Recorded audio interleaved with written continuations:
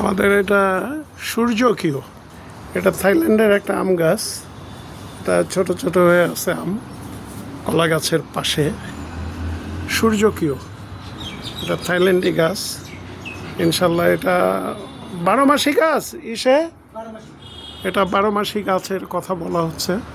মানে একদিক দিয়ে পাকবে, আর একদিক দিয়ে আবার ধরবে, মুকুল আসবে। একদিক দিয়ে আম পাকবে, আবার আরেক সাইড থেকে মুকুল আসবে। এভাবে সারা বছর ইনশাল্লাহ ধরবে। তো আরেকটা গাছের কথা এখানে বলা আছে, সেটা হলো গোপাল ভো।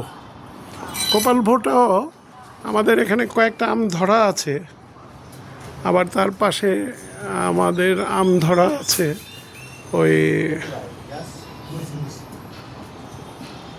এটা গোপাল ভো, থাইল্যান্ডি গোপাল ভো এখানে আছে।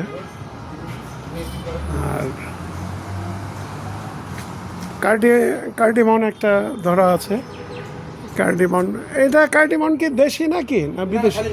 থাইল্যান্ডের কার্ডিমন। এটা আমি চারা গাছ কিনেছিলাম। এখন আল্লাহর রহমত কয়েকটা আম দেখা যাচ্ছে।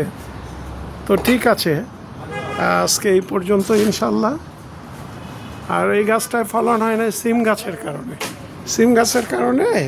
সিম গাছ উপরে ছিল, সিম ধরেছে ঠিকই, কিন্তু আমে বাধা পেয়েছে। এই জন্য সিমটা উপরে রাখা যাবে না, অন্যদিকে দেওয়া লাগবে। তো ঠিক আছে, থ্যাংক ইউ ভেরি মাচ। আসসালামু আলাইকুম ওয়া রাহমাতুল্লাহ।